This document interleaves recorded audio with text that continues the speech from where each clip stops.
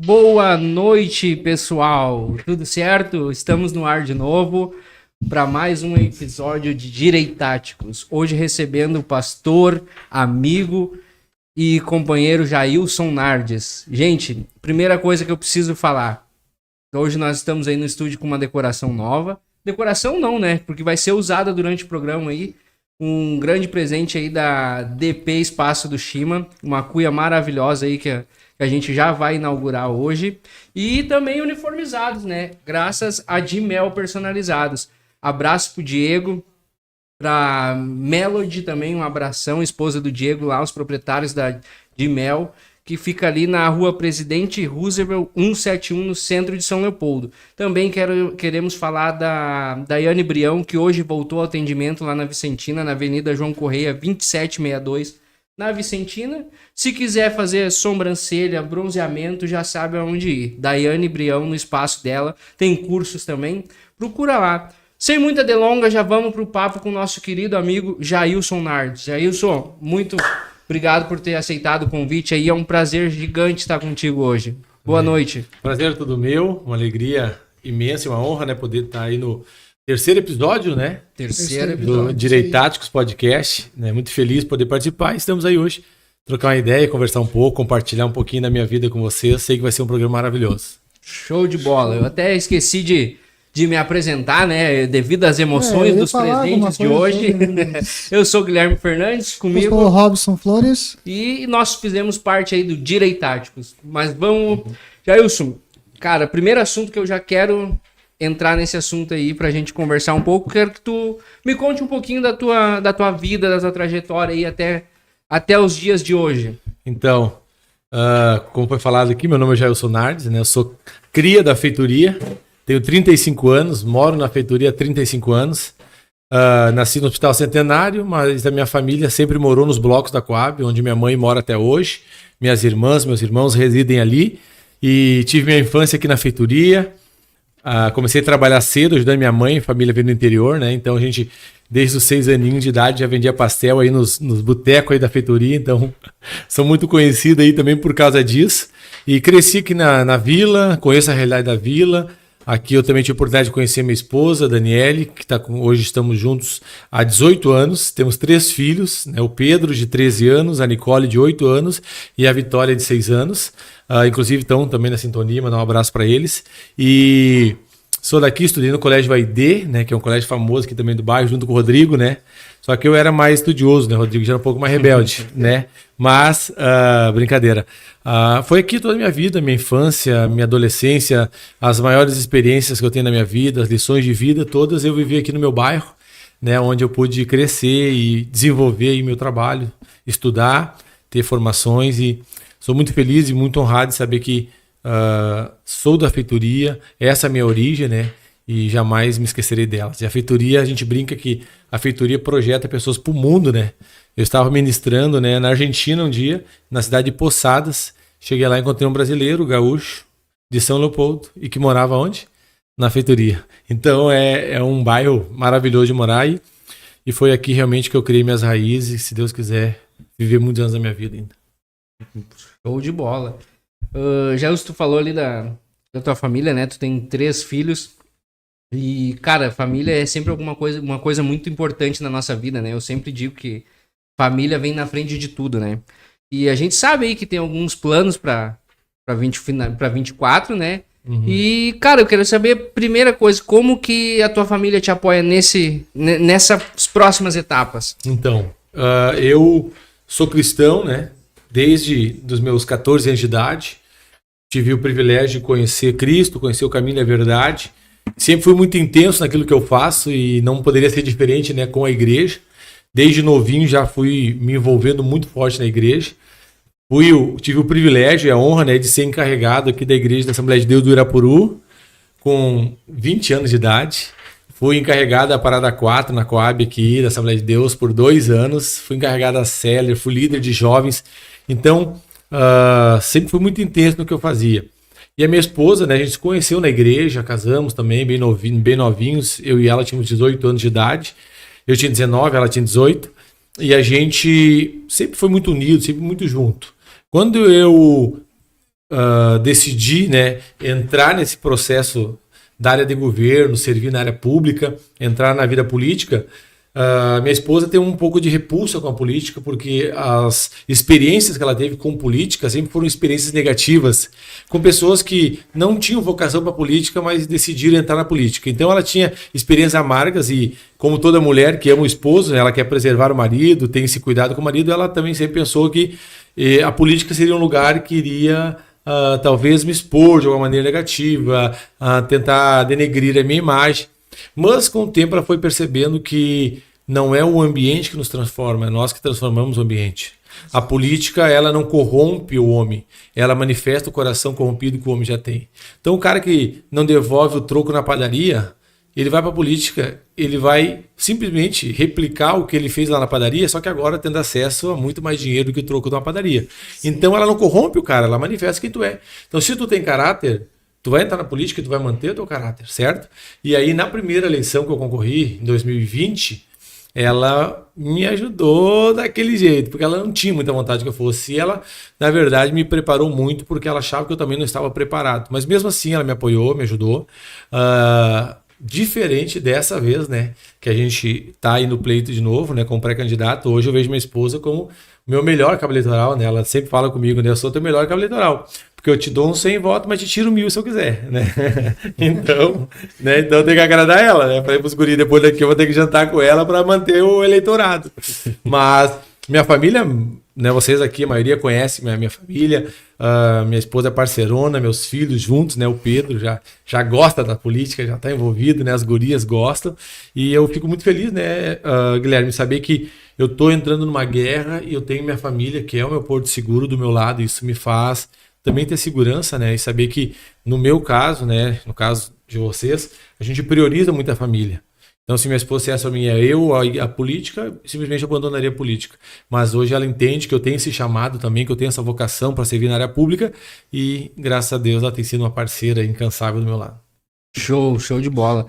É um abraço para ela, né, para dar parceirona também. E a gente acompanha um pouco da rotina aí de tudo que vem acontecendo na cidade e a gente vê sempre ela junto ali, apoiando, quando não tá junto com o Jailson, vem apoiando em oração, tá sempre na retaguarda, né, como sempre digo, né, isso eu também falo pros meus amigos, que a minha esposa também, muitas vezes ela não tá junto, na frente, ou do meu lado ali, mas eu tenho certeza que se eu chegar em casa naquele momento, ela vai estar de joelhos, pedindo a proteção de Deus para aquilo que a gente tá fazendo, né, lutando por alguma coisa melhor. Jailson, uma coisa que eu tenho curiosidade, tu me falou aí dessa parte de tu ter sido dirigente da Irapuru ali muito cedo e tal. Hoje é a igreja que eu frequento. E eu quero que tu me conte como que foi essa... Eu sei que é uma história bacana aí, mas eu quero que tu conte pro nosso público também essa história de como que foi a tua conversão da irmãzinha lá. Eu quero que tu me conte toda essa parte que eu acho uma parte muito bonita. Sim, com certeza. Eu, então, como falei para vocês, eu nasci e me criei nos blocos, né? Na nossa época, os blocos eram quase um faroeste, né? Então, era todo dia um corpo tirado do chão, era muito perigoso, né? Naquela época, assim, também, não que hoje não seja, mas naquela época tinha muita mortandade aqui no bairro, era uma coisa meio descontrolada. E eu cresci e vivi no meio de tudo isso, né? Então, como qualquer adolescente, eu queria conhecer as coisas do mundo, comecei a ir cedo para as festas, já ter meus relacionamentos de adolescente e tudo mais. E eu lembro que minha mãe sempre orava muito por mim, sempre pedia que Deus me salvasse, que me transformasse num pregador do evangelho. Várias vezes eu chegava em casa e via minha mãe orando, né? E a oração de uma mãe é uma oração poderosa. E eu lembro que minha mãe insistiu tanto em ir para a igreja e ela tinha as estratégias dela, né? Como eu era um adolescente, não tinha dinheiro, e eu tinha que ir para as festas, tinha que pagar a entrada, né? E ela fazia uma jogada comigo. Ela dizia, vai para o culto comigo, fica até o final, no final do culto te dou dinheiro, tu vai para onde é que tu quiser. E aí eu tinha que ficar obrigado ouvindo a pregação, ouvindo os louvores ali, louco para ir embora, né? Mas era uma estratégia que Deus usou ela para semear a semente no meu coração. Uma boa estratégia. E na verdade ela orou tanto que Deus usou uma missionária chamada Missionária Altamira. A Missionária Altamira, ela foi o grande instrumento de Deus para que realmente eu fosse salvo por Cristo. Então eu tenho uma dívida muito grande com ela. É uma senhora que me guiou assim os primeiros passo na minha caminhada de uma forma maravilhosa. Inclusive, hoje eu falava com o irmão que era Deus e Amor. E eu lembro que ela me levava, ela sabia que sexta-feira o bicho pega, né? Sexta-feira o dia o cara quer ir vai dar uma volta, quer ir pro correrio. E ela sabia disso, o que ela fazia? 7 da noite ela encostava lá em casa, me pegava e me levava para Porto Alegre. Nós ia para a vigília de Deus e Amor, orar da meia-noite às 6 da manhã. Eu orava, dormia, acordava, os irmãos estavam orando, dormia mais um pouco. Eu nunca vi uma igreja que ora tanto, né? Que nem Deus e Amor. Mas assim ela fez comigo. Eu lembro que eu estava nas esquinas, às vezes, com os guris aqui nos blocos. Ela vinha lá me chamar para ir pro culto. Se não fosse, ela ia fazer uma fiasqueira. Então, tudo aquilo foi Deus usando ela para me ajudar nesses primeiros passos. Até que eu realmente me firmasse, tivesse um encontro real com Jesus e pudesse caminhar, né? Sozinho não, mas com Cristo, assim. Mas junto com ele, assim, sem ter alguém puxando pela mão.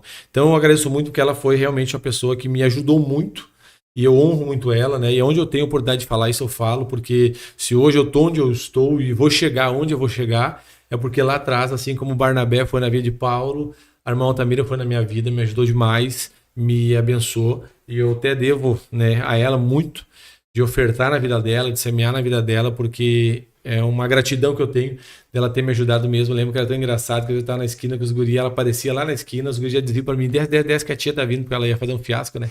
Aí para não passar vergonha, ela já me eliminava ali da turma.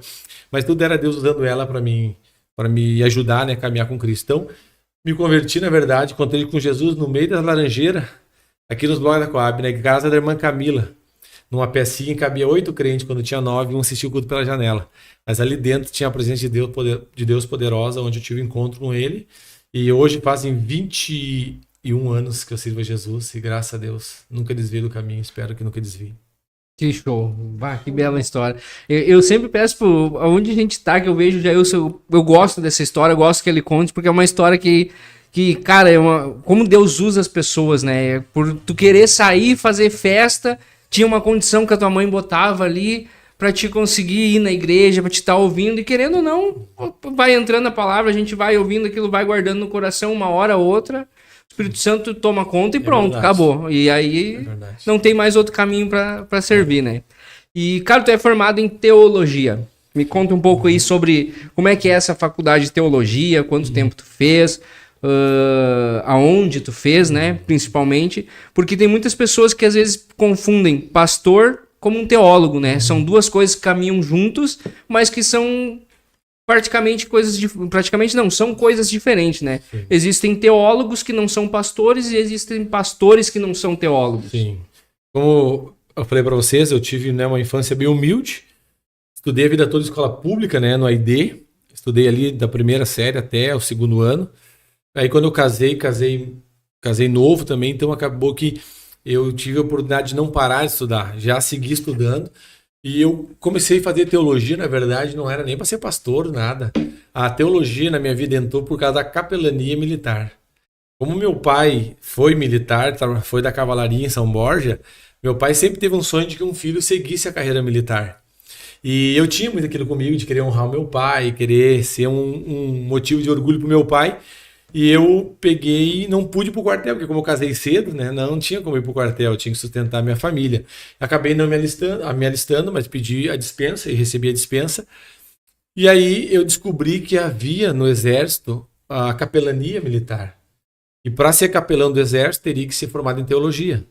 E eu fiz teologia por 5 anos e meio, até receber meu diploma de reconhecimento pelo MEC, para poder fazer o concurso de capelão do exército, para poder ser um oficial do exército, um aspirante, depois ser um capitão e galgar a vida militar. Mas no meio desse processo foi onde eu conheci a política, conheci a área de governo, entendi um chamado que eu tinha e aí acabei não investindo mais na área da capelania, mas foquei na área política, sim. Mas a teologia, todo mundo acha, eu fiz teologia para pregar. Cara, eu prego desde sempre, eu acho que é que nem o passarinho, ninguém ensinou o passarinho a voar, né? Ele nasce voando, o peixe, ninguém ensinou o peixe a nadar, ele nasce nadando. Eu pregava, sei te explicar, na tempo de escola, quando tinha apresentação de trabalho, eu gostava de apresentar o meu e dos outros, né? Até porque eu tinha essa graça de poder me comunicar bem e quando eu fui pregar, já tinha essa bênção, essa misericórdia de Deus de poder pregar. Então a teologia, claro, corroborou para aperfeiçoar a pregação, mas não foi, talvez seja um segredo que muitos não sabiam, né? Eu não fiz teologia para ser pregador, não fiz teologia para ser pastor, eu fiz teologia para ser capelão do exército. E acabou que no meio do caminho Deus mudou. Depois eu fui dar aula de teologia, sou professor de teologia até hoje. Então dou aula em vários institutos, dou aula particular. Tem os institutos que me chamam para me dar alguns módulos, inclusive acabei esse mês uma turma em esteio, um módulo de homilética, que é uma das cadeiras da teologia. E gosto muito de teologia, amo dar aula de teologia.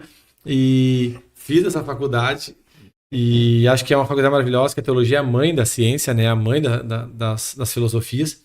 Mas fiz realmente para servir na área do exército, mas acho que não ia dar certo no exército, né, cara? Não tem muito perfil pro exército.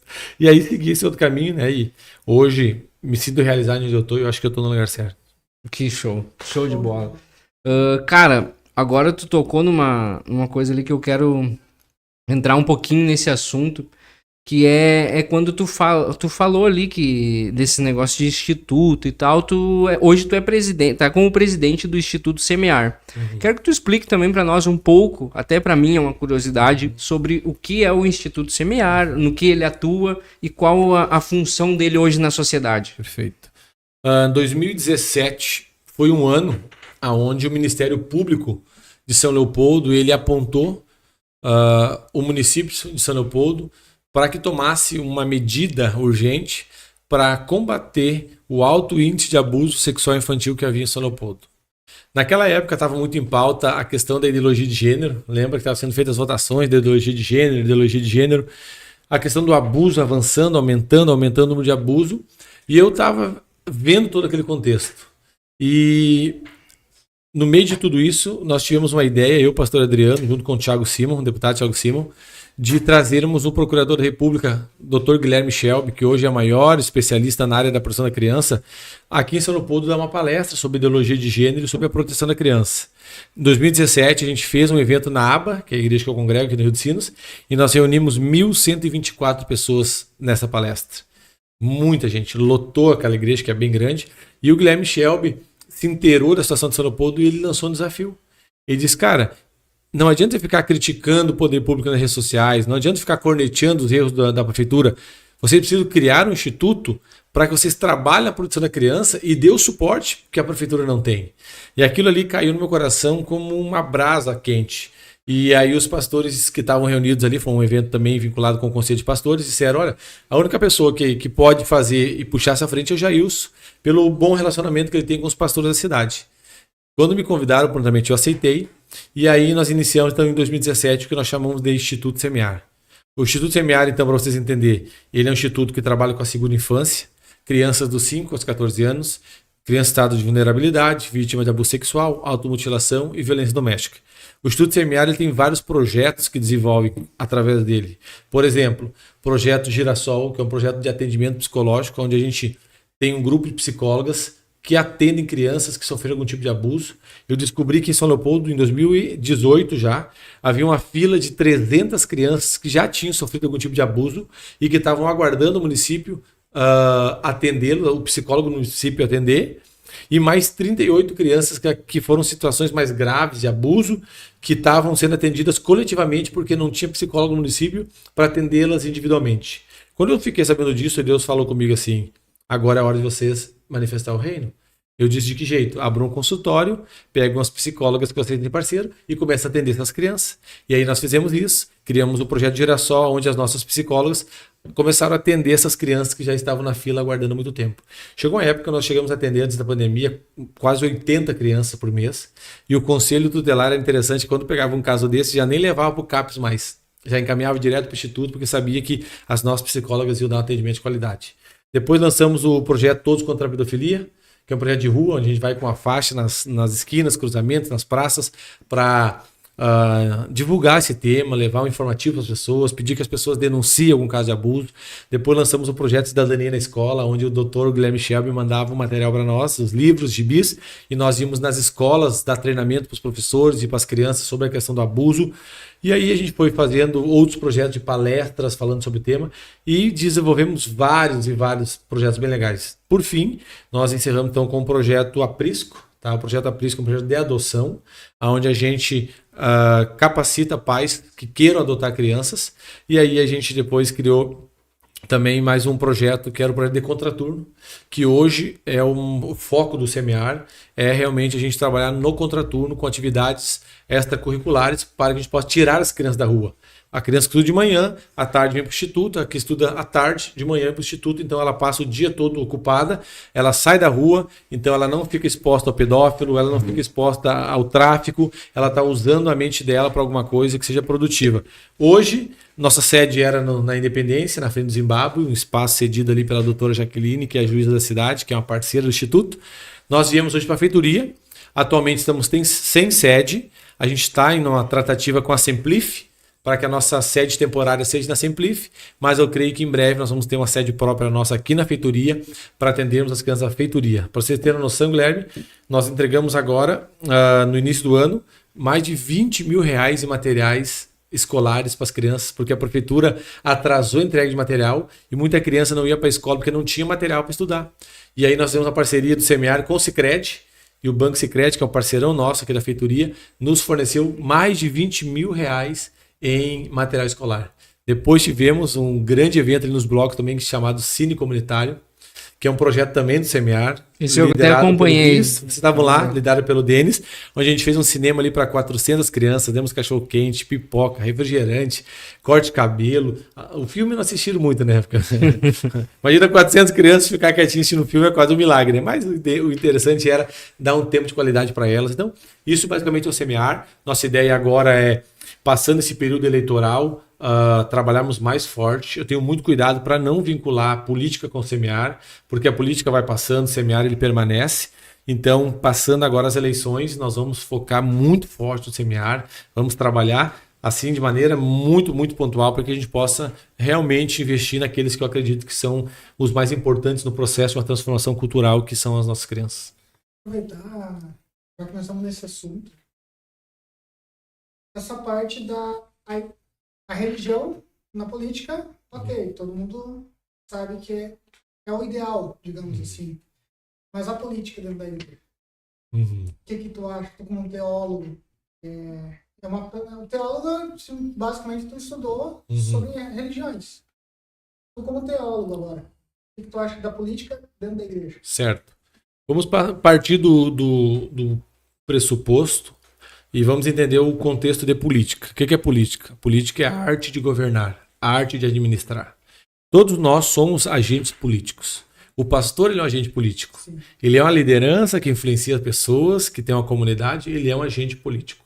A nossa distinção tem que ser entre política e politicagem. A politicagem é quando tu se apropria da autoridade que tu recebe para benefício próprio. A política é quando tu exerce a autoridade em benefício dos outros, certo? Um exemplo claro para vocês. Eu venho de uma geração onde os pastores diziam que política era do diabo e que política e igreja não se misturavam. Isso se perdurou na minha primeira eleição que eu concorri em 2020. Eu fiz 1.455 votos, fui o evangélico mais votado da cidade, fiz mais votos que 3 que se elegeram, e mesmo assim não entrei por permissão de Deus. E eu sofri muito na outra eleição porque eu tinha muito forte esse discurso que a igreja não se envolvia com política, e a política não podia estar na igreja. Mas quando chegou a pandemia, houve uma ruptura cultural muito forte. Por quê? Porque o mesmo pastor que dizia para mim que não se envolvia com política, era o mesmo que estava me ligando dizendo que os azulzinhos estavam batendo na porta da igreja para lacrar a igreja, porque tinha 3 irmãos fazendo uma live. Exato. Aquele irmão entendeu que todos nós precisamos da política, inclusive a igreja precisa da política. Nós temos que entender o quê? Qual é o ambiente de fazer política? Eu Jailson Nardes, sou contra fazer política dentro da igreja. O culto ele é sagrado. E o culto é para Cristo. O altar da igreja é para pregar o evangelho. O altar da igreja é para falar de Cristo. Pastor que bota política em cima do púlpito para pedir voto, não tem o meu respeito. E olha que eu sou um político, estou falando isso. Sim. Eu acho que política se faz nos bastidores, política se faz na mesa, política se faz num café, política se faz numa reunião paralela. O culto, o culto é para o Senhor e não pode ser violado. Mas eu entendo que depois da pandemia houve uma mudança muito grande. Tanto que essa mudança se refletiu agora na enchente que houve. Sim. A igreja nunca se moveu tanto como se moveu agora e estava fazendo o quê? Política. Não politicagem. Já estava o quê? Administrando coisas que era para o governo administrar, que era para o município administrar, a igreja estava administrando. Então eu entendo o quê? Que é uma linha muito tênue, tá? E eu digo assim com toda certeza. As pessoas me chamam pastor Jailson, que eu fui ordenado pastor com 27 anos de idade. Mas, cara, eu sou pastor, mas não estou pastor. Deixa eu me fazer entender. Eu não gosto na política que me chamam de pastor. Então, quem está assistindo isso, já saibam de mais uma novidade. Hoje é o dia que eu vou revelar meus segredos para vocês aqui. Eu não gosto que me chamem de pastor na política.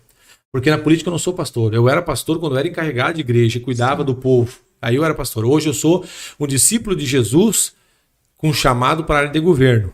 É assim que eu me identifico. Eu sou um discípulo de Jesus que fui chamado para servir na área de governo. Eu não sou pastor. Então tu não acha que eu vou lá na Câmara ler a Bíblia.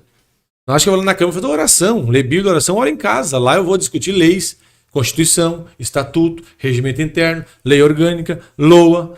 Vou discutir pautas, porque eu não vou ser um político para a igreja, eu vou ser um político para a cidade. Sim. Eu não vou legislar para a igreja, vou legislar para a cidade, sempre preservando os princípios que eu acredito que são os princípios da palavra de Deus, certo?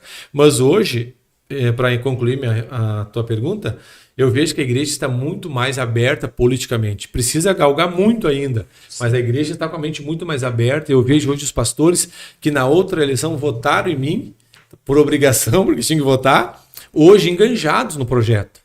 Hoje eles estão enganjados e vendo a importância da igreja ter um representante na Câmara de Vereadores, ter um representante no Legislativo, no Executivo, por saber que quando chega esses momentos, como pandemia e outros, como fez falta ter um cristão lá na Câmara.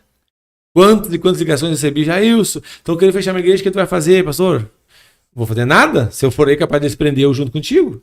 Não tem autoridade. Quem não tem mandato, não manda. Sim. Eu fiz 1.455 votos, fiquei de primeiro suplente. Não manda porcaria nenhuma.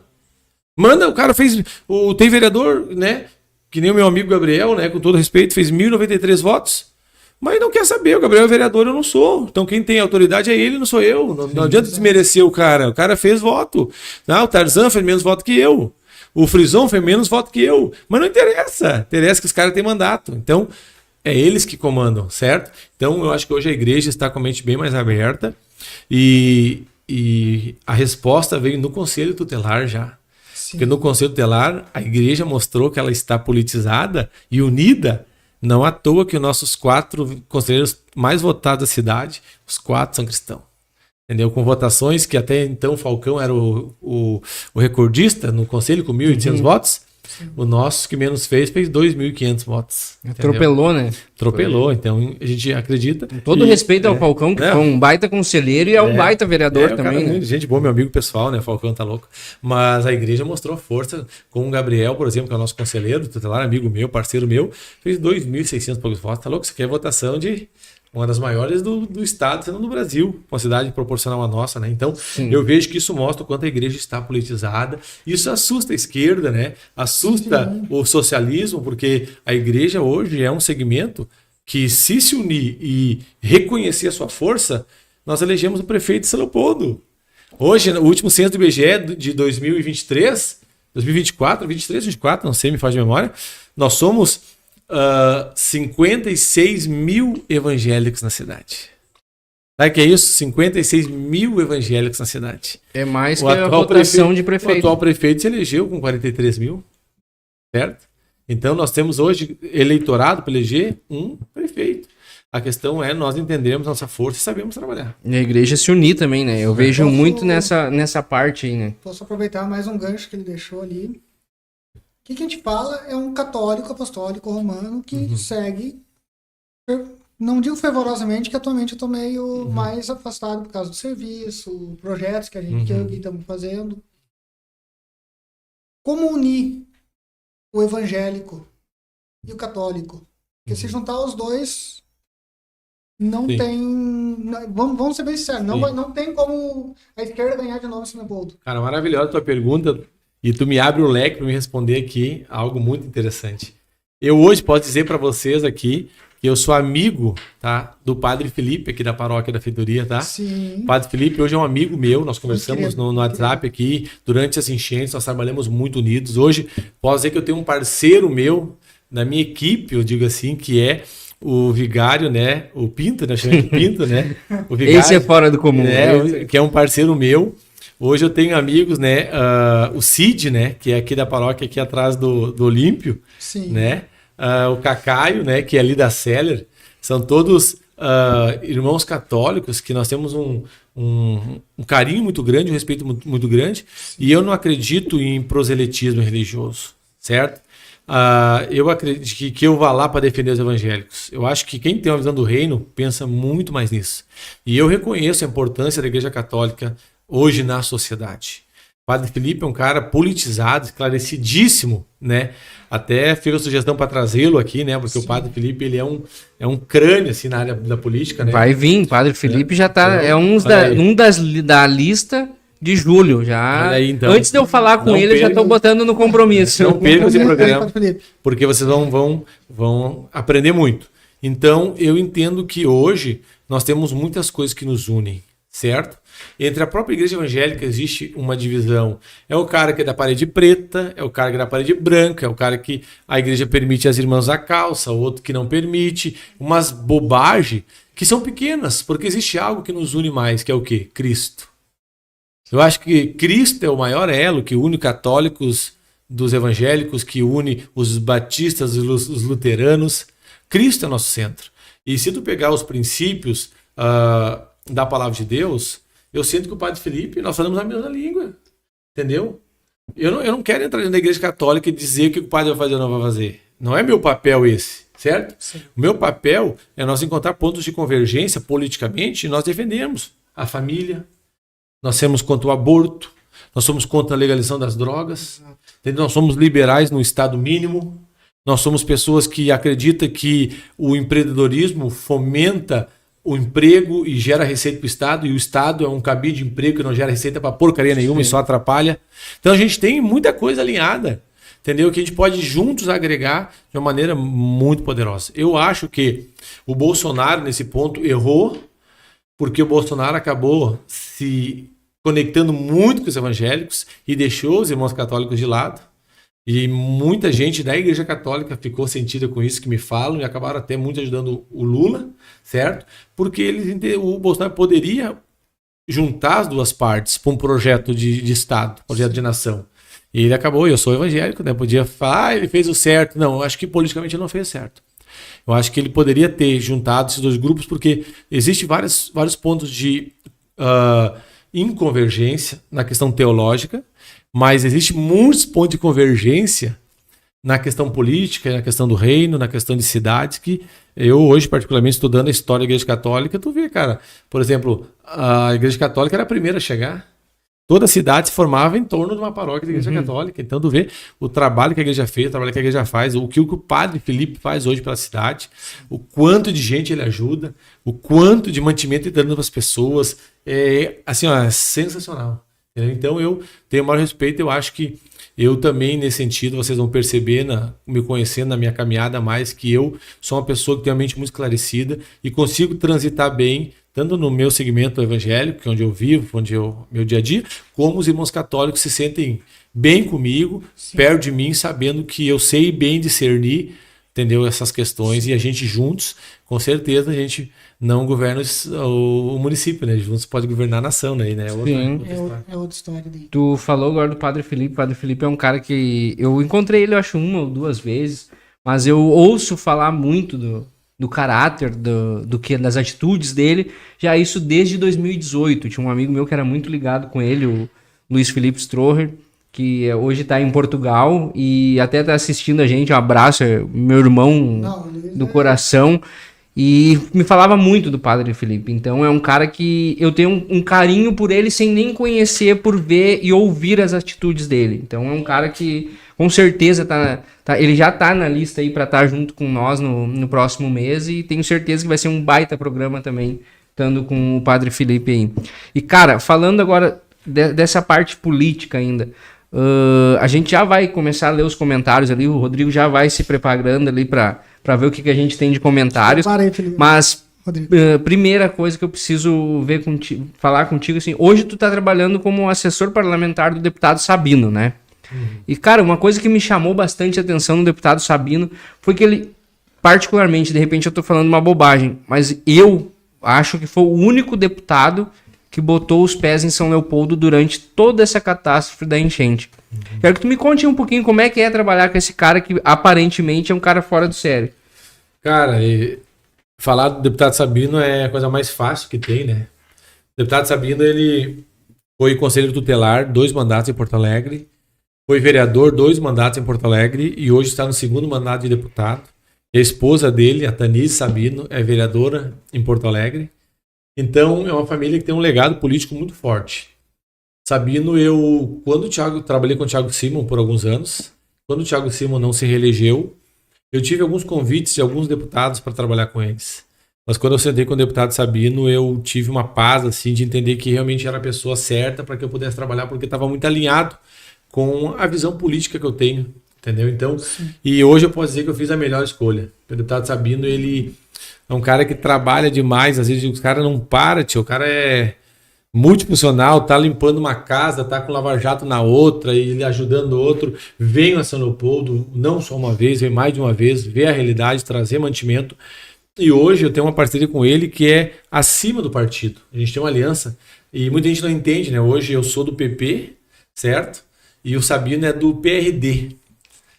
E aí mesmo se eu sair do PRD indo para o PP, eu continuo trabalhando de assessor de Sabino, porque ele sabe que eu vim para o PP por um projeto maior, mas que a minha aliança com ele independe de partido. Eu fui para o PP, deixando sempre muito claro para o Rafinha, que é o presidente, que eu estava indo para o PP, mas que o meu deputado estadual, se vier estadual ou se vier federal, o meu deputado federal vai ser o Sabino, entendeu? Então, já não crio nenhum elo com outro deputado do PP, porque eu tenho esse compromisso, essa aliança com o Sabino, e a minha equipe, o meu time sabe que, se Deus abençoar e nós chegarmos lá, em 2026, que tiver eleição para deputado, nosso time todo vai ajudar o Sabino, porque ele mostrou a nobreza, qual deputado que liberaria um assessor que nem eu, que sou coordenador regional do gabinete, me cederia, qual deputado cederia um assessor para concorrer por outro partido e não fosse no dele, sendo que o partido dele também tem nominata. Isso mostra uma nobreza então, gigantesca. Cara, isso para mim é a visão do reino na política, cara.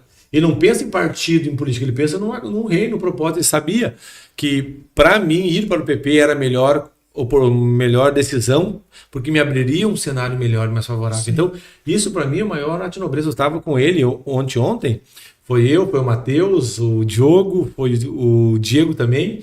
Nós 4 fomos para Porto Alegre, eles conheceram o Sabino, ficaram maravilhados pela maneira que ele pensa, a maneira que pensa assim, de política. Então, eu tenho um privilégio, eu estou na política aí há praticamente 11 anos, e todo esse tempo eu só trabalhei com vereadores, deputados cristãos, e sempre tive o privilégio de trabalhar com pessoas que comungavam da mesma fé que eu e que tinham a visão política que eu tenho. Então, hoje o Sabino é mais do que um deputado, é um amigo meu, né? E ele pode ter certeza que aonde a gente estiver, a gente vai estar trabalhando, levando o nome dele. Falei para ele, cara, não precisa vir para São Leopoldo mais, deixa que aqui nós estamos trabalhando por ti e levando o teu nome, né? Então, estou muito feliz. Ele é um parceiro também do Eliomar, sempre junto com o Eliomar. E tenho certeza que ele vai continuar galgando aí, vai galgar muitos outros caminhos e bem mais alto que a gente possa imaginar. Imagina, o cara foi conselheiro 2 anos mais votado, foi deputado 2 mandatos mais votado, vereador 2 mandatos mais votado. A esposa concorreu, fez quase 6 mil votos na pandemia. Então algum tipo de trabalho esse cara tem, né? Então... Alguma história tem por trás, né? Não é à toa, né? Não é à voto não é milagre, né? Por mais que a gente seja cristão, mas voto não é milagre, tem né? Vínculo, o voto é trabalhado e precisa ser plantado, né? Verdade. Tu precisa mostrar como ganhar aquele voto. É um voto de confiança, né? Nada mais que isso, né? Eu vejo a política dessa forma, né? Cada voto que tu ganha é um voto de confiança que tu tem da pessoa. Dali 4 anos tu vai ter a oportunidade de comprovar que realmente aquele voto de confiança valeu a pena ou não. Isso aí. Às vezes acontece que a gente vê aí mais da parte de lado de lá, né? Que eles não fazem nenhum desses e compram o voto, né? Uhum. Mas isso, se Deus quiser, logo, logo acaba, né? A gente vai passar agora para a parte dos comentários.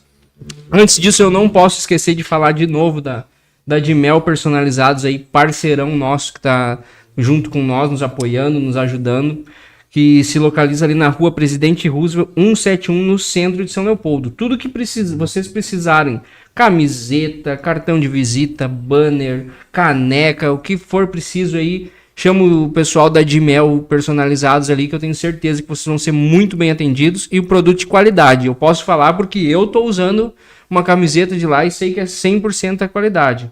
Robson também com a camiseta da Dimel, e o espaço da Daiane Brião. Voltou a atender hoje, ontem, na verdade, quarta-feira, voltou ao atendimento. Eles tiveram muito prejudicados, assim como a Dimel também, mas eles também tiveram bem prejudicados, aí demoraram para se reorganizar, se realocar para receber lá os clientes de novo, na Avenida João Correia 2762, na Vicentina, referência em extensão de cílios, cursos e bronzeamento. Se quiser fazer cílios, cola lá, sobrancelha, precisar fazer bronzeamento também, já sabe onde chegar, Espaço Daiane Brião. Rodrigo, tô contigo aí, o que tu tem para nós de comentários aí? É isso aí, Gui, tem bastante coisa aqui, o pessoal tá movimentadíssimo hoje. Então vamos começar aqui pelo Facebook, nós estamos lá. Então o pessoal do Facebook já corre lá pro YouTube, tá bom? Então aqui, ó, nós temos o Júlio Martins, colocou boa noite a todos. Jailson é uma liderança política que São Leopoldo precisa. A Franciele Borges colocou exemplo de ser humano, vem fazendo muito por São Leopoldo. Tô com Jailson e não abro. Olha aí, hein? Olha aí, ó. Deixa eu ver quem mais. A Deise Taminski, Jailson, um cara de coração gigante. O Diego Reis, estamos juntos, meu amigo Jailson Nardes. A Vanessa Andrade colocou assim, grande Jailson, grande ser humano, vem mostrando muito trabalho e liderança em São Leopoldo. Que coisa boa, hein? E lá no YouTube também o pessoal tá movimentando bastante. A Jani Flores está com a gente, colocou aqui boa noite. O Eduardo Santos, boa noite, meus irmãos. Bota para derreter. É Jailson Nardes 2025. Meu compadre é faca na bota. Segurança já tem. O Jânio colocou boa noite. A Sandra Nardes, conhece, Jailson? A Sandra Nardes? Quando bota Nardes é um perigo. Sandra Nardes, ligado aí com a gente. O Eduardo Col Santos escreveu assim, ó. Precisamos de homens de Deus, assim como Jailson no comando dessa cidade. Pessoas que defendem princípios e valores cristãos, para que essa cidade possa mudar verdadeiramente. Olha aí o comentário, hein? A Cristiana Taide dando boa noite. A Guaraci, boa noite, sempre junto. O Luiz Felipe Stroer da Silva. Boa noite aos queridos irmãos e amigos. Guilherme, meu irmão. E Robson, meu tio. Vou guardar isso aí. Eu vou guardar isso aí no coração agora. É isso aí, colocou. Saudade dos amigos. Que Deus abençoe esse projeto, que é acima do bem, que buscam para São Leopoldo. Que seja para a honra e glória de Cristo. Deus o abençoe, colocou o Luiz Felipe. Amém. Amém. O Daniel Kerstin, meu amigo Jailson, é uma influência, um articulista no reino da política. Um abraço forte. O Cláudio, paz do Senhor Jesus, que Deus abençoe sempre. A Carla Flores colocou boa noite. O nosso amigo Gessé Brum, né? Gessé a gente tem que trazer aqui para outro programa do estúdio. Grande Gessé colocou aqui, boa noite, Jailson Fera. A Sandra Oliveira, boa noite. Estamos ligadinhos em Maracajá, Santa Catarina. Deus abençoe. Já ultrapassamos a linha. Já estamos passando a fronteira. Passamos a fronteira. O Marlon Aguiar, grande parceiro esse aí é para cima deles, Jailson. Esse aí também é um cara fora do comum. Marlon também tem todo o nosso respeito e carinho. O Magno Silveira tem meu respeito, olha aí. A Patrine Lara, alguém conhece? Essa daí é a dona do meu coração. Capaz que ele perdeu. Tu vê que a gente sempre deixa assim, isso aqui é combinado, né, Júlio? Você fala, isso aqui é tudo combinado. Colocou isso aí, gurizada, pra cima. O Moraes Fortaleza colocou boa noite a todos. Jailson faz ótimo trabalho em várias frentes. Desde o início dessa calamidade, estava ajudando milhares de pessoas. Esse tem a minha confiança e consideração. Seguimos no bom combate. Olha aí, Moraes, viu? Tá com moral nosso convidado. Esse aí, o nome já fala, né? Fortaleza. O homem é forte. A Jéssica Rodrigues está aqui ligada com a gente. Boa noite aos amigos, ótimo programa. Rumo a uma São Léo diferente em 2025. Essa é forte também. Essa aqui, sabe, né? Essa aqui é a dona do meu coração. O Direitático Podcast, que a gente também vai comentando. Vamos lá, isso aí. A Patrícia Oliveira colocou aqui assim, ó. Jailson irá ser uma grande representação do povo, de pautas e causas importantes. Deus continue abençoando essa caminhada. Olha aí. Unicap Capelania escreveu aqui, ó. Futuro prefeito, lá de Balneário Camboriú. Pastor Manuel. Olha aí, gente. Por enquanto é isso aqui de comentário. Você está nos assistindo, continue participando, continue compartilhando e não se esqueça, claro, se inscreva no nosso canal aqui, Direitáticos Podcast. É contigo, Gui. Cara, e cada programa que passa, parece que o negócio vai tomando uma proporção maior e vai dando medo, cara. Eu tenho evitado de olhar ali quantas pessoas estão online, quantas pessoas estão junto. Não que eu esteja desmerecendo, pelo contrário, tô agradecendo muito a todas as pessoas que nos acompanham, mas dá medo, cara. Dá medo porque vai tomando uma proporção, vai tomando... Daqui a pouco a gente tem que se cuidar, porque... Quando vê, até o careca tá em cima de nós querendo dar problema pra nós daí. Então... Tá no bico. Mas, cara, agora eu quero entrar num assunto aí que não é tão descontraído e tão gostoso como a gente vinha tendo, né? Mas é um assunto que a gente não tem como passar por ele sem conversar, né? Que não que tenha passado ainda, a gente tá vivendo os percalços, os problemas em decorrência disso que aconteceu, né? Mas o Jailson também era um cara que estava bem na linha de frente ali. Eu lembro que o Jailson foi uma pessoa que até naquele programa na quinta-feira que eu e o Rodrigo fizemos, a gente tocou no teu nome, a gente falou de ti. Tu não estava acompanhando porque tu estava na hora, tu estava descarregando um caminhão, estava conversando e tal. Tava trabalhando lá, descarregando um caminhão, enquanto nós estávamos aqui conversando, tentando trazer algumas informações, né? E, cara, eu lembro que nos primeiros 2-3 dias ali que a gente ficou... Foi muito louco, foi 2-3 dias que a gente não parou, a gente não dormiu, e eu lembro que, e é uma coisa que eu vou carregar pro resto da minha vida, esse carinho que tu teve comigo de toda hora me ligando, perguntando como eu tava, mandando eu descansar, cara, para um pouco, descansa, toma um café, e é uma coisa que eu vou carregar comigo, esse carinho que tu teve. E, cara, eu não posso passar sem te agradecer por tudo que tu fez, por toda a iniciativa que tu teve, por toda a ajuda, por todo o apoio ali junto com o Grupo Aconchego, junto com o Eliomar, com a Simone, com todo esse pessoal que a gente abraçou e teve ali aqueles primeiros dias na linha de frente e continua até hoje, né? Eu vejo que tu tem uma articulação muito grande nessa parte de continuar agora no pós, né? Que o pós eu acho que é a parte mais complicada. Eu não canso de falar isso, cara, que foi uma coisa que me deixou muito chateado, me magoou muito. Foi uma pessoa falar que quando as águas começaram a baixar que já tinha passado o pior. E não, eu nunca vou aceitar isso porque não passou o pior. A gente ainda tá vivendo o pior. O pior foi o dia de ontem, foi o dia de hoje, vai ser o dia de amanhã para essas pessoas, porque são pessoas que perderam tudo. E eu quero que tu me comente um pouco, a gente converse um pouco aí sobre qual que foi a tua visão na linha de frente. Eu penso que na crise, homens fracos diminuem e homens fortes crescem. Tenho isso comigo muito claro. Tu quer saber a grandeza de um homem, espera ele passar por uma crise. E essa enchente foi muito claro para mim. Que quem era pequeno se apequenou mais ainda. E quem é grande ficou maior ainda.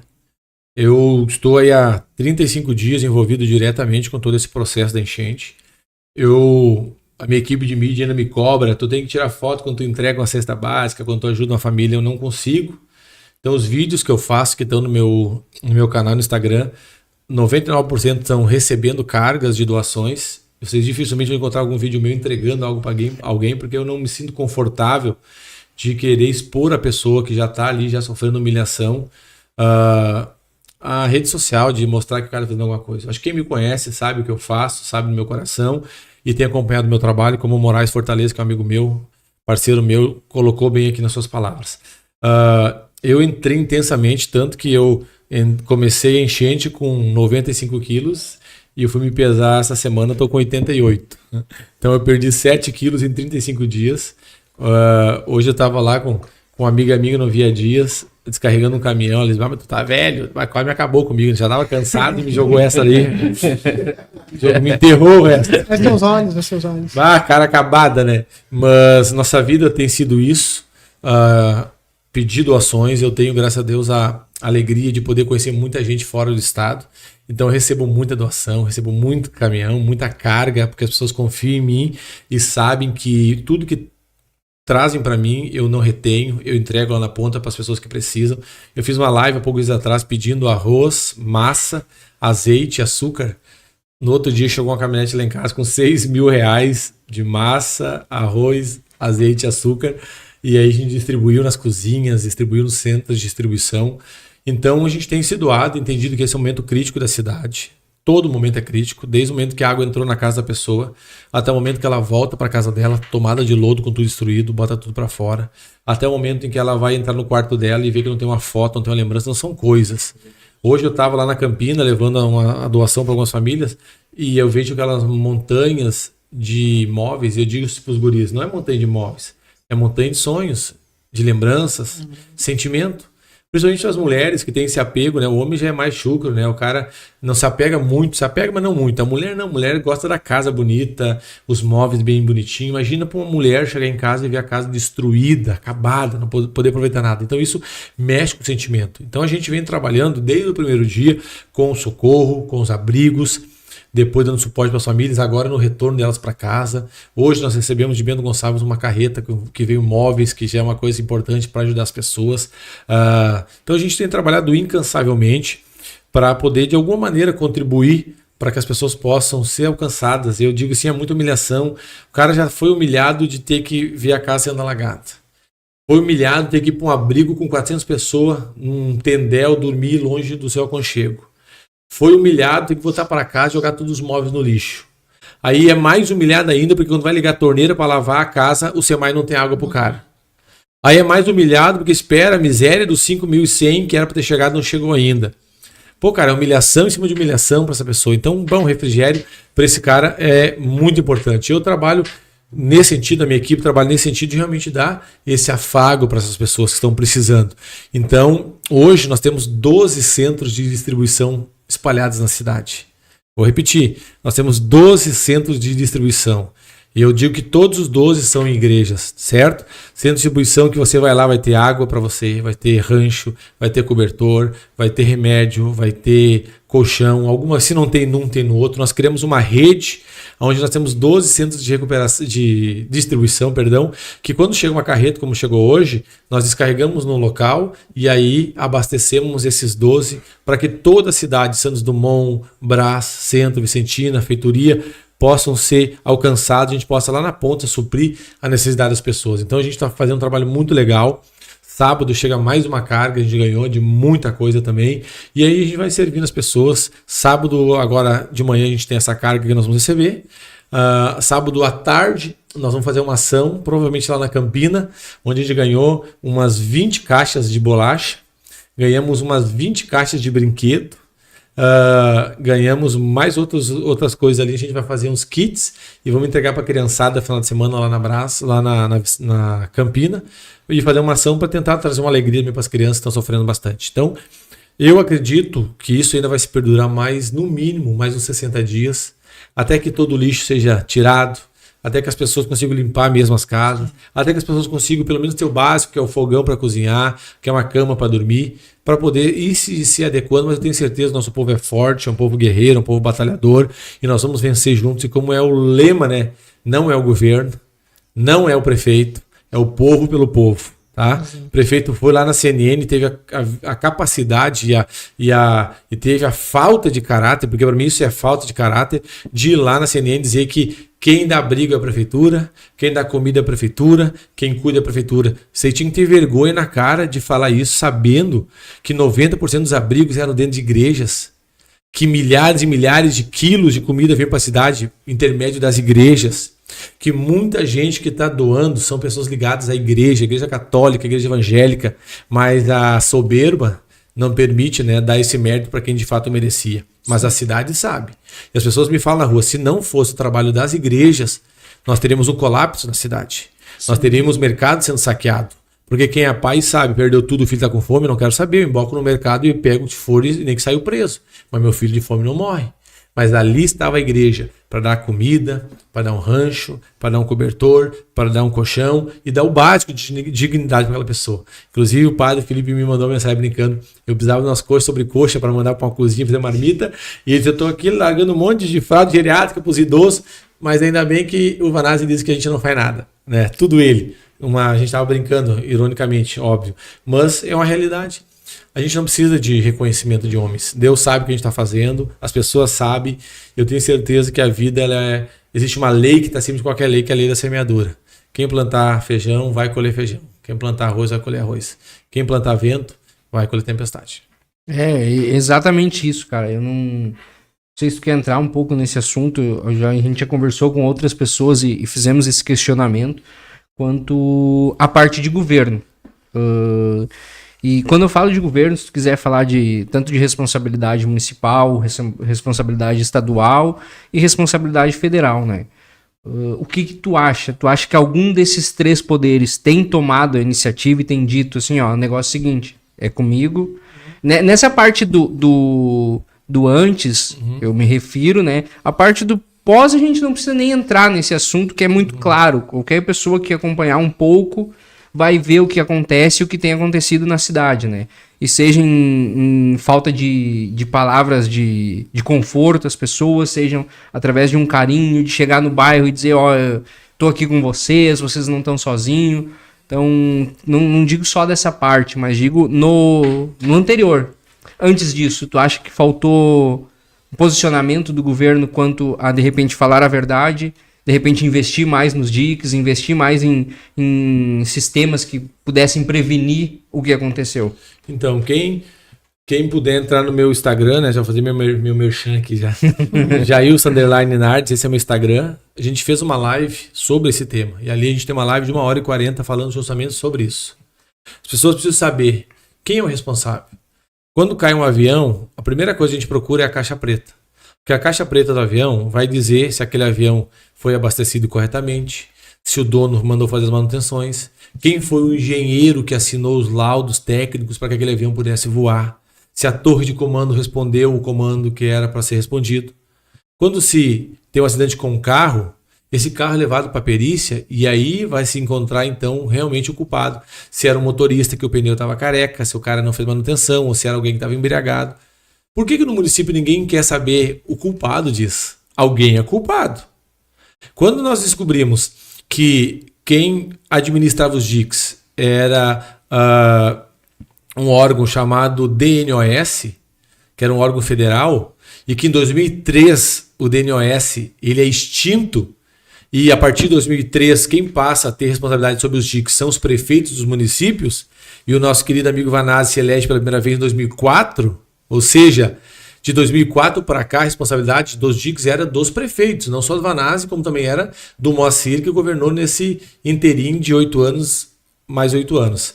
Então, quando a gente vai pegar documentos que diz que a União teria que repassar um valor X para os municípios para manutenção do DIC, e que esse valor parou de vir a São Leopoldo porque o prefeito não apresentava projetos de manutenção e o Estado não paga mais o município, e aí o prefeito Vanazzi entra com ação contra a União para querer esse dinheiro, e a União entra na justiça também, e o juiz dá a causa ganha à União, mostrando que quem estava errado era o prefeito.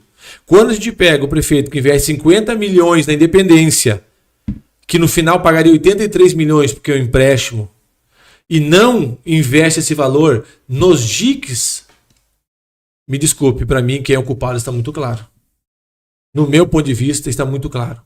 Então, o que acontece? Os DICs não tiveram o devido cuidado, certo? Mas pior do que isso, é o cara ser tão orgulhoso de achar que mesmo nunca tendo feito a manutenção dos DICs, ele ser capaz de fazer um vídeo um dia antes dizendo que a Campina não alagaria, deixando as pessoas tranquilas em casa. E ao ponto das pessoas chegar, abrir os olhos da água na metade da janela e perderam tudo. Vai na Campina perguntar para as pessoas o que elas estão falando. A maior revolta da Campina não foi a água ter chegado. Foi saber que aquele cara que é o gestor da cidade, que é a voz de comando, que é o cara que dá as diretrizes, que foi eleito para cuidar da cidade, disse que a água não ia chegar. E eles simplesmente acreditaram, porque o cara é o prefeito da cidade. Tanto que teve o cupinche dele ali, né, que é os colarinhos, que não sabem nada e vão só nas pilhas do prefeito. Secretários. E bobeou de fazer um vídeo na beira do rio lá, dizendo que não ia chegar água no centro. Alagou o centro, nós andávamos de barco na Independência. O que aconteceu com ele? Até desistir de concorrer, desistiu. Voltou a ser secretário, então perdeu o direito de concorrer. Então o que acontece? Eu acho que tem que saber quem é o culpado. O problema é que hoje a gente tem uma Câmara omissa. De 13 vereadores, tu tem 10 que foram comprados pelo governo. Então, eu lancei a ideia de fazermos a CPI das enchentes. Porque não adianta o vereador ir lá levar marmita para as pessoas agora que perderam casa, perderam tudo, não vai mudar a vida de ninguém.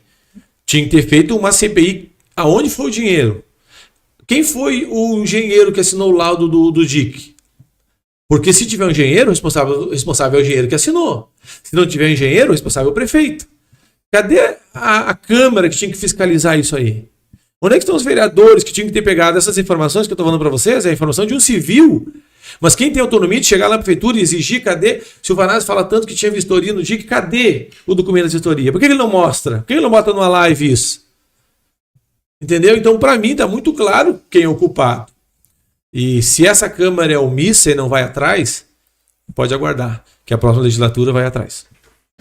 Cara, eu olhando bem nessa parte, né?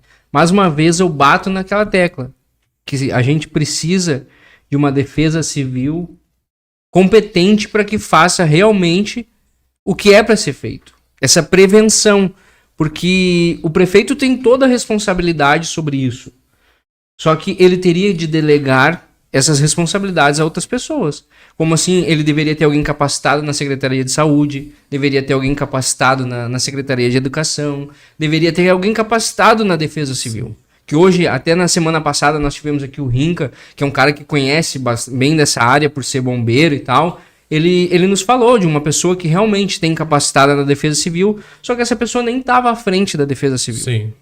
Vai saber quanto tempo faz que tu não tem alguém competente na frente da Defesa Civil para fazer esse trabalho de reconhecimento, saber se as coisas estão em dia, se as vistorias estão em dia, se realmente as bombas vão dar conta, porque o que muito se falava era isso, vai botar para fora e as bombas vão dar conta e vão botar para dentro do rio de novo. Mas a física não deixa acontecer isso, né? Só que é uma coisa que não tem muita lógica tu ouvir isso falar, porque assim, ó, se vai botar tanto, a força da natureza não vai ser bombas que vão segurar. Vamos falar bem a verdade, né? Pode botar. Tanto que tu vê isso hoje, bomba pra tudo que é lado e não dá conta de esvaziar as cidades.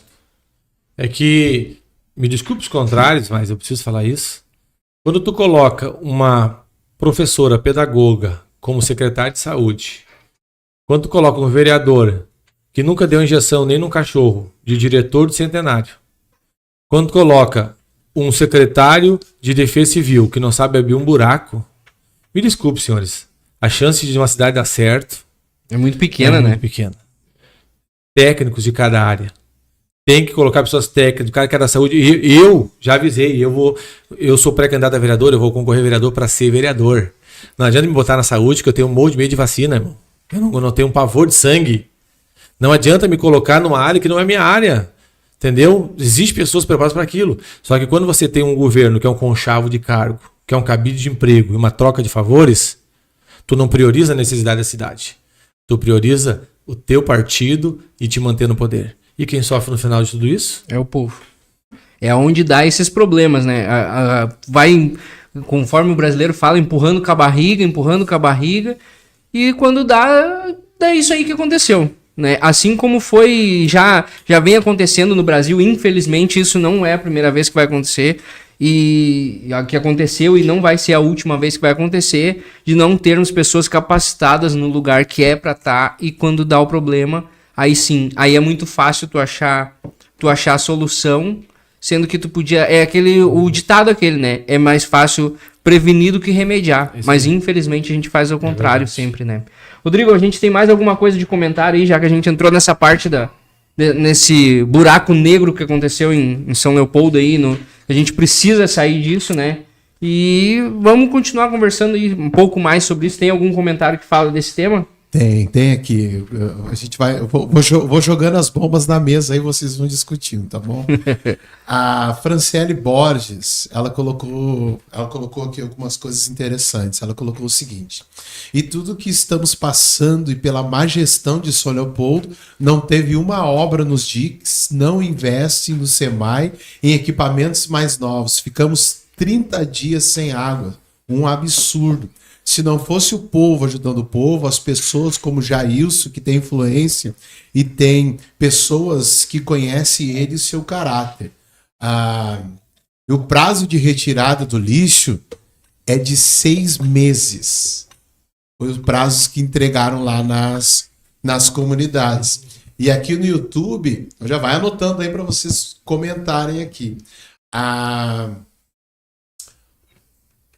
O Libório Flores colocou: ótimo programa, sempre é bom discutir problemas para procurar soluções.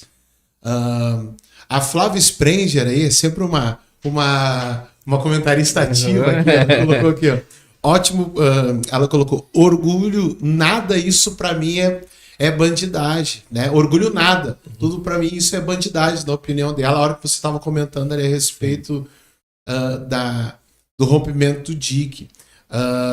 Ela também colocou aqui assim, ó: conhecendo o Jailson agora, já estou maravilhado. Olha aí, Jailson. Ganhou mais um apoio. Ela também escreveu aqui, ó: prevenção e o povo votar direito, ver a ficha corrida de cada um que for ser candidato para vereador, prefeito e etc. Então já fica na pauta aí com discussão para vocês. Chama o CPF aí, ó. Ela também colocou: brasileiro empurra com as orelhas de burros. Votar em PT, PSOL, PCdoB, me poupe. Então, acho que tá fechando tudo que vocês estão falando aí, é das nossas, né? E por enquanto é isso. Então, comenta pra gente, Jailson, tu que tá no meio dessa correria já 35 dias correndo, sobre essa questão aqui de má gestão realmente. Imagina, 6 meses deram prazo lá para tirarem o lixo da Campina, aquela região ali na volta, e mais sobre essa questão aí, uma opinião pessoal sobre essa questão realmente de ser político e como ser político, ficha, corrida, essas coisas assim. Uma orientação para o povo de como votar. Sim. Acho que todo mundo está vendo, né, o que está acontecendo. Eu quero pegar só um parênteses antes do Jailson responder, porque isso daí não bate, essa conta de 6 meses. Porque se foi divulgado que tem 100 caminhões na rua fazendo a coleta, é impossível durar 6 meses. Um caminhão desse 100 tu viu na rua? Um caminhão desse caçamba carrega o quê? 8 mil quilos? 6 mil quilos? Então não bate essa conta. Agora eu vou falar como morador do Arroio da Manteiga. Noite passada foi a primeira noite que nós conseguimos tomar banho em casa. Que barbaridade. Sem precisar sair pra casa de pai, que tinha posto artesiano, alguma coisa assim. Foi a primeira noite. Eu recebi foi ontem. o primeiro dia que a gente teve água durante o dia. Eu recebi ontem uma ligação do pastor amigo meu que tem uma igreja na Chácara dos Leões. Algumas pessoas que moram lá pedindo que eu me pronunciasse. Eu fiz ontem um vídeo me posicionando nesse sentido, que as pessoas ainda não têm água para limpar as casas na Chácara dos Leões, cara. Não, isso é um absurdo. Sabe o que é o pior? O pior é ver esse bando de imbecil fazendo videozinho que ganharam Lava Jato da Steel, como se Lava Jato funcionasse com a água da chuva. Cara, tu precisa de água na torneira pro Lava Jato. Não, e pior, tem bairros que a água voltou, mas parece um gota-gota, e tu precisa de pressão de água pro Lava Jato funcionar. Então para de serem achando que o povo é idiota, cara. Acho que o cara é bobo, que não tá vendo. Vai lá, ficaram 2, 3 dias divulgando nas páginas da prefeitura e dos candidatos do PT, os lava-jatos que ganharam. Vai lá levar um lava-jato lá no Chácara dos Leões pra te ver o que eles vão fazer. Vou tocar lava-jato na cabeça, porque o que eu quero com lava-jato? Se não tem água na torneira. Cara, é inadmissível. Você mais uma autarquia com dinheiro, com recurso. Tu olhar aquelas bombas, a cara de bomba enferrujada, tudo velha, aqueles painel ultrapassado. Tu vê que não tem uma estrutura de proteção, terem que alugar da Igra as bombas, que já era para existir há muito tempo. Essas bombas já eram para estar enterradas aqui, aguardando qualquer dia tiver uma catástrofe poder puxar. Agora que pensaram, não tem dinheiro, coitadinho, para botar 50 milhões de independência, tem dinheiro. Outra coisa, não tem planejamento na cidade, tchê. Os caras estão asfaltando tudo e as pessoas estão comemorando que tem asfalto dentro de casa. Para onde é que essa água está indo? Se tem asfalto, não tem drenagem. A água vai para a boca de lobo, vai para o rio. Por isso que os níveis do rio cada vez aumentam mais, porque não tem onde a água escoar. A terra não suga mais a água, as águas vão para o rio. Os caras fazem uma imperatriz, arrancam toneladas e toneladas de aterro. Fizeram uma imperatriz que parece uma curva, uma bacia, abrindo caminho para a água que vem das caminhões ultrapassar e chegar no bairro Pinheiro, São José, que nunca chegaram. Então você não tem planejamento na cidade, não tem um plano de contenção. E o que acontece agora? Hoje a cidade está com uma ruptura terrível. Do rio para cá começou a valer milhões, do rio para lá já não está mais valendo nada. Quem é que quer comprar uma casa na Rua da Manteiga? Eu sei de casos, amigos meus, que valiam 800 mil reais, cara, que se vender por 200 mil ninguém compra. Casas lindas. Por quê? Porque a má gestão fez com que as pessoas se tornem inseguras e ninguém investe em áreas inseguras. 8 mil CNPJs foram atingidos por causa da enchente. Os coros fuga, o curtume fuga, teve um prejuízo de 53 milhões de reais, cara. Quantas empresas não vão sair da cidade? Quem é que vai querer ter uma empresa agora perto do rio, sabendo que a qualquer momento pode chover e estourar o rio de novo? Então, assim, realmente, a São Leopoldo já vinha degringolando numa situação terrível. Hoje, nós estamos literalmente dentro de um buraco. Que Deus tenha misericórdia na nossa cidade. Amém. É exatamente isso. É uma coisa que a gente não vê a gente começa a olhar uma saída para algumas partes que o povo vem criando através dessas ajudas humanitárias, desse apoio de limpeza, de tudo isso que está acontecendo. Mas aí a gente começa a ficar muito preocupado porque os dias vão passando, as empresas não vão gerando lucro, as empresas não vão conseguir honrar. Dia 5 tá aqui, foi ontem, hoje é o 5º dia útil, e as empresas não vão conseguir pagar esses salários, tu não vê nenhum incentivo do governo, tu não vê nada que possa ajudar esses... E eu não tô falando bobagem, eu tô falando uma coisa que eu ouvi o presidente da FAMURS, o presidente do FEComércio, os caras falando sobre isso, sobre que os incentivos que o governo enviou não são capazes de sanar o problema que foi criado. Verdade. Porque são empresas que ficaram 30 dias embaixo d'água. Porto Sul é um cliente nosso, vou falar o nome, não tem problema algum. A gente é cliente deles para comprar metal para a empresa. E, cara, eles trabalham com metal. Tu imagina o que é metal 30 dias embaixo d'água. Tá louco. A questão é qual a importância que o governo dá para o empreendedorismo. Isso são filosofias políticas. Tem gente que vai valorizar a invasão, vai valorizar os auxílios do governo, e outros governos vão incentivar realmente o empreendedorismo, que é quem gera emprego. Então, hoje ficou muito claro, entendeu? O que essa atual gestão defende, certo? Então, é lamentável nem saber que hoje a gente tem um caos, uma ruptura, um descalonamento social da cidade muito grande e que vai precisar, sim, de um plano de governo muito pontual, com um planejamento estrutural dos DICs muito, muito convincente para que as pessoas voltem a ter confiança e volte a ser valorizado áreas que hoje, infelizmente, perderam boa parte do seu valor. Exatamente isso. O pessoal isso. da Rua da Manteiga ali, Campina, todo mundo sobe lá pro lado do Jardim Luciana, lá procurando, cara, tem casa para alugar aqui. Querem ir embora? Não. Cara, é poucas pessoas que querem ficar ali num lugar que nunca foi água. É exatamente isso. E, cara, tá boa a conversa, a gente tá num papo legal aí, mas eu preciso ir caminhando pra parte de encerramento. Eu tô pegando esse problema que eu começo a falar e não paro mais. Uhum. E a conversa é boa e a gente vai indo. E eu preciso disso, senão a minha esposa vai me deixar dormir na rua, porque hoje eu prometi de jantar com a família. Eu falei, eu tenho corrido tanto, né? A gente falava isso antes, fora do ar, né? Sim. O quanto a família é importante. E hoje eu tirei também, depois daqui a gente vai sair com a família. E eles estão mandando mensagem, são 3 filhos, né, Guilherme? Então, imagina. E aí, pai? Né? Os 3. Nós empolguemos aqui, tu gosta de falar, eu também gosto, deu, né? É o que eu digo, cara, nesse último mês foi bem complicado. A gente, só dando um ganchinho ali, nisso que o Jailson falou, que vai ser a primeira vez praticamente que ele vai ter um lazer com a família. Nos 30 primeiros dias ali, a gente teve um domingo que a gente conseguiu tirar e a gente saiu para aproveitar. Então... E a gente, não por nada, mas eu gosto muito de ter esse trato no final de semana, dar uma saída com as crianças. Nem que seja numa pracinha, brincar, alguma coisa ali. E a gente passou 30 dias praticamente sem ter isso, né? E querendo ou não, aos poucos a gente precisa dar uma atenção para nossa família também. Não tem como a gente deixar... É o presente que Deus nos deu, né? É a missão que Deus nos deu, cuidar da nossa família, né? E, cara, eu vou indo para as considerações finais. O Robson tem alguma consideração final, Robson? Cara, eu quero agradecer muito ao Padre Jacó, Nossa Senhora Aparecida da Charlau, que quando eu iniciei a conversa com a Fran, que era responsável pela capela do Jardim Luciana, ela mandou mensagem para ela, que eu iniciei o assunto com ela, pra gente organizar a capela, isso na quarta-feira, antes de acabar a São Leopoldo. Pra gente organizar a capela para receber o pessoal que ficaria desabrigado. Aí ela mandou mensagem pro Padre Jacó e ele prontamente falou, não, vamos organizar o salão da paróquia. E que se precisar, as outras capelas também estão de portas abertas. Quero agradecer ao Padre Jacó por causa dessa disponibilidade dele. Isso aí. Show de bola. Jailson, tem alguma consideração final aí pra gente?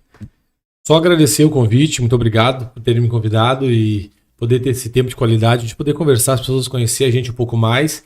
A gente está num turbilhão, né? São dias muito puxados, mas eu tenho certeza que de alguma maneira a gente conseguiu expor para as pessoas que estão do outro lado, né, e que vão assistir ainda esse podcast, um pouquinho do nosso posicionamento, da nossa visão política. Muito obrigado pela oportunidade de eu poder falar, ao Rodrigo, a todos vocês, que Deus abençoe grandemente. Amém. Amém. Perfeito, então, gente.